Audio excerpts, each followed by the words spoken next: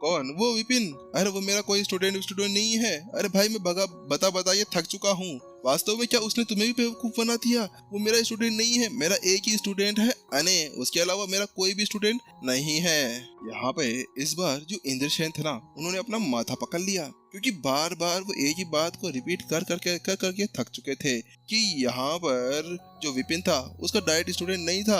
अरे उसका तो एक ही प्यारा सा स्टूडेंट था अने, जो कहीं तो तोड़फोड़ नहीं करता था ना, वो यहाँ पर तो हर जगह तोड़फोड़ करता था। बढ़िया है मैंने उसको यहाँ पर अपना स्टूडेंट नहीं बनाया, वरना यहाँ पर मेरी बेइज्जती करवा देता यार। वो बंदा तो हर जगह यहाँ पर तोड़फोड़ कर ये लगा हुआ है। लेकिन उसके साथ में यहाँ पर इंद्रसेन फिर से उसी फॉर्मेशन के बारे में सोचने लगे। तो उसने यहाँ पर उससे पूछा, क्या तुम मुझे बता सकते हो कि आखिरकार यहाँ पर वो फॉर्मेशन उसने कहाँ बनाई थी और वो कहाँ से गया है? तो उसके साथ में दानिश उससे कहता है, बात कुछ ऐसी है कि मुझे इसके बारे में तो नहीं पता कि वो कहाँ पर चला गया है। हाँ, हालांकि यहाँ पर उस जगह पर यहाँ पर उसने फॉर्मेशन बनाई थी, उसके साथ में उसने एक डिस्ट्रक्शन फॉर्मेशन भी लगा दी थी।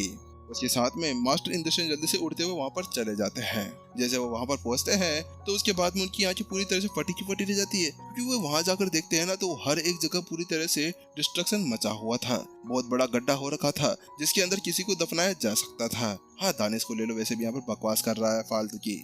वहीं उसके इस बाद में जो इंद्रसेन था ना, वो उस गड्ढे के ऊपर उड़ने लगते हैं और थोड़ी देर जांच विचार करने के बाद में वो वापस से आते हैं और सर रगड़ते हुए कहते हैं, बात कुछ ऐसी है कि यहाँ पर ये फॉर्मेशन तो बना ली है उसने, और उसने यहाँ पर इस फॉर्मेशन से कम लाखों मीलों का सफर एक ही बार के अंदर तय किया है। लेकिन मेरे को समझ में नहीं आया कि आखिरकार इतने ज्यादा लंबे समय तक उस फॉर्मेशन को बनाए रखना और उसके साथ में डिस्ट्रक्शन फॉर्मेशन लगा देना, सभी बुजुर्गों की एक साथ एनर्जी को इकट्ठा कर उसके अंदर यूज कर लेना, वास्तव में ये कौन सी लेवल की फॉर्मेशन है? आखिरकार मैंने तो आज तक इस फॉर्मेशन के बारे में कभी भी नहीं सुना कि कोई बंदा यहाँ पर एक ही दिन के अंदर फॉर्मेशन के बारे में सीख लेना, उसके बारे में कोई जानकारी ना होने के बाद में भी ऐसा कुछ करना और उसके बाद में यहाँ पर इस तरह से गड़बड़ कर देना। हे भगवान, आखिरकार ये कौन था? तो वहीं दूसरी तरफ विशाखा और विपुल जब उसके बारे में सुनते हैं ना, तो उसके बाद में उनके चेहरे के ऊपर थोड़ी सी मुस्कान आ जाती है।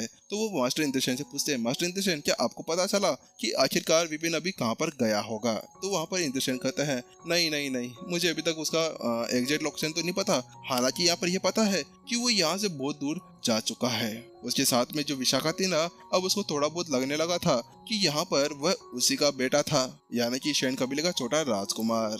लेकिन इस बार जो दानिश था ना, वह यहाँ पर एक बात को लेकर कंफ्यूज बैठा हुआ था। तो वो फिर से इंद्रसेन के पास में आता है और उनसे पूछता है, मास्टर इंद्रसेन, कहीं पे आप मेरे से झूठ तो नहीं बोल रहे हैं ना? कहीं पे आप ये तो नहीं छुपाने की कोशिश कर रहे हैं ना कि यहाँ पर आपका विपिन जो स्टूडेंट है ना, वो आपका ही है, लेकिन यहाँ पर इतनी ज्यादा तबाही देखकर आप कहीं पे मेरे से झूठ तो नहीं बोल रहे हैं ना? बकवास कर रहे हो तुम? आखिरकार क्या तुम्हें लगता है कि मैं एक मास्टर टीचर होने के बाद में तुम्हें यहाँ से झूठ बोलूंगा? यहाँ पर इंद्रसेन का गुस्सा भड़क उठता है। अरे ये बंदा क्या मेरे को छोटा मोटा चचुरा समझ रखा है क्या कि मैं यहाँ पर झूठ बोल कर बातें करूंगा? अरे मेरा वो कोई भी स्टूडेंट नहीं है, तुम्हें बताया ना कि मेरा एक ही स्टूडेंट है अने। लेकिन जैसे यहाँ पर इंद्रसेन ने वो बात कही ना, तो उसके साथ में यहाँ पर दानिश का गुस्सा फूट पड़ता है। वो कमीना विपिन अब नहीं बचेगा, वो अब उसकी हालत पूरी तरह से खराब होने वाली है। मास्टर इंद्रसेन, आपको अब उसको पूरी तरह से यहाँ पर पीट कर रखना होगा। आखिरकार उसके अंदर इतनी ज्यादा हिम्मत कैसे हो सकती है? वो ऐसा कैसे कर सकता है?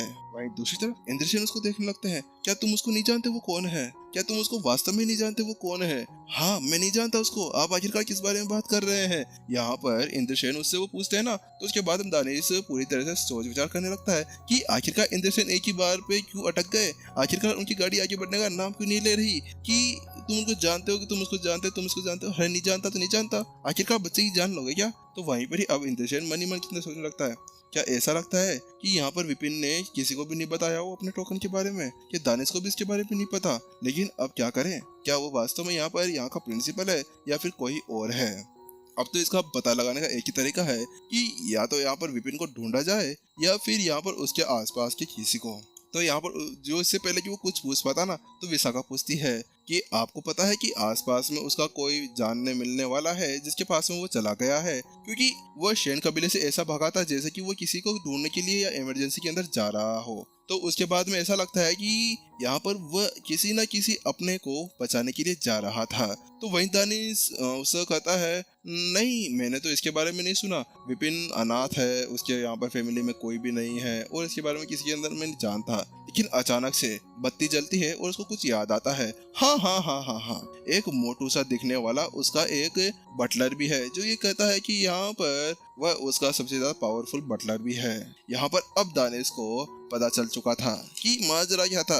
अब उसके पास में एक अच्छा मौका था उस मोटे मोहन की यहाँ पर खाल खड़ी कर देने का, क्योंकि इतनी दूर से यहाँ पर उसने इतनी बुरी हालत जो कर दी थी। तो उसके साथ में यहाँ पर विशाखा कहती है, अच्छा वो बटलर है, तो क्या तुम उसको यहाँ पर जल्दी से बुला सकते हो? वहाँ पर विशाखा ने जल्दी से कहा, क्योंकि वो जानती थी कि अगर यहाँ पर जो उसका बटलर है ना वो उसके साथ में इतनी देर से रह रहा था, तो उसके बाद में उसके बटलर को यहाँ पर विपिन के बारे में सब कुछ पता होगा कि वो कहाँ जा सकता है, कहाँ पर नहीं जा सकता। इसी वजह से यहाँ पर विशाखा को बहुत ज्यादा जल्दी हो रही थी, क्योंकि जब उसको यहाँ पर पता चला कि उसके अंदर ऐसी ऐसी चीजें भरी हुई है, तो उसके बाद में अब उसको भरोसा होने लगा था कि वही है उसका इकलौता बेटा, जिसके बारे में वह इतने दिनों से बात कर रहे थे और यहाँ पर 20 साल से उसी की वह वेट कर रहे थे। तो दानिश कहता है, हाँ हाँ चिंता ना करे, अभी मैं बुला लेता हूँ। मुझे साथ में यहाँ पर वो कुछ एल्डर्स को भेजता है और कुछ एल्डर्स जाते हैं और उस मोटे को पकड़ कर ले आते हैं।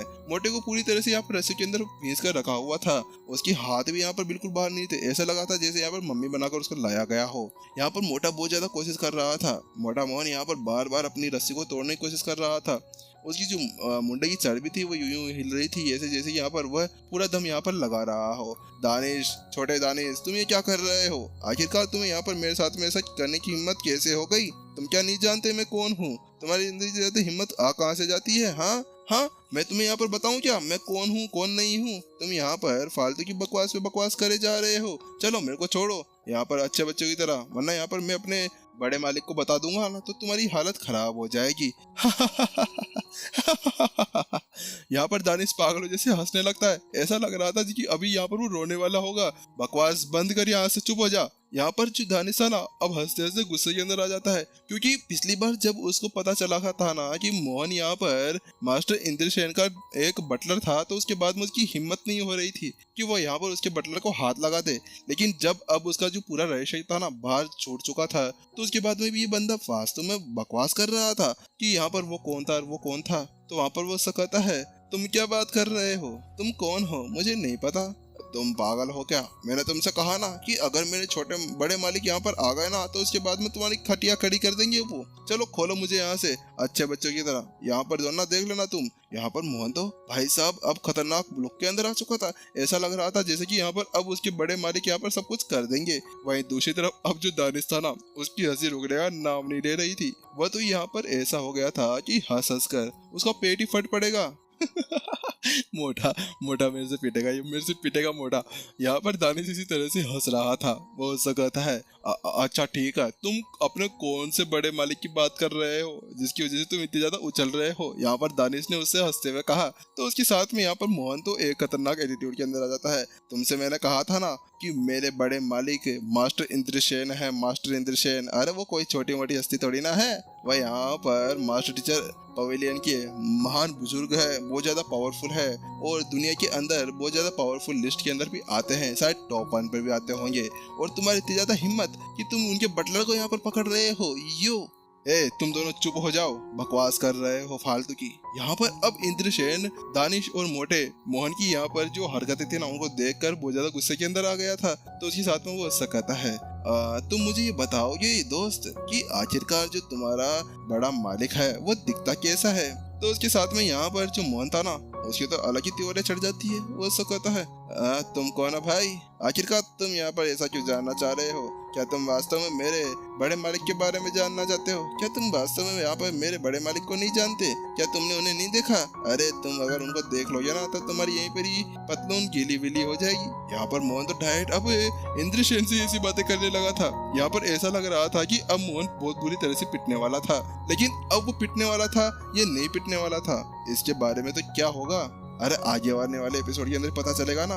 उसके लिए आपको क्या करना पड़ेगा, चैनल का बस वो लाल वाला बटन है ना उसको जोर से दबा के मारो, ठीक है? चप्पल मत मारना भाई, स्किन उसकी टूट जाएगी, तुम बोलोगे भाई तुम्हारी वजह से टूट गई इसी वजह से, ठीक है? और गाइस टेलीग्राम के ऊपर ज्वाइन हो जाओ और एक्सप्लेनेशन कैसी लगी तुम्हारे भाई की ये भी यार एक्सप्लेनेशन के बारे में बता दिया करो कमेंट सेक्शन के अंदर, थोड़ा बहुत बता दिया करो यार, 1-2 वर्ड्स लिख दिया करो भाई, मस्त है, गजब है, बवाल है, थोड़ा हमें भी अच्छा लगता है इसी वजह से। गाइस सच्ची में बता देना यार, इस बार तो सच्ची में मेरे को जानना है कि ये वाला एपिसोड कैसा लगा, क्योंकि इस एपिसोड के अंदर और जो पिछले जो एपिसोड चल रहे थे ना बहुत ज्यादा इंपॉर्टेंट थे। गाइस अगर ये एपिसोड्स नहीं होंगे तो उसके बाद में हमें यहाँ पर विपिन के स्टूडेंट्स के बारे में कैसे पता चलेगा, उनके बारे में पता लगाना जरूरी है ना, इसी वजह से। चलिए गाइस फिर जल्द ही मिलते हैं नेक्स्ट एपिसोड के अंदर, जब तक के लिए टाटा बाय बाय सायोनारा। अपना ध्यान रखना और हमें याद मत रखना, क्योंकि मुझे पता है तुम कमेंट से बोलोगे नेक्स्ट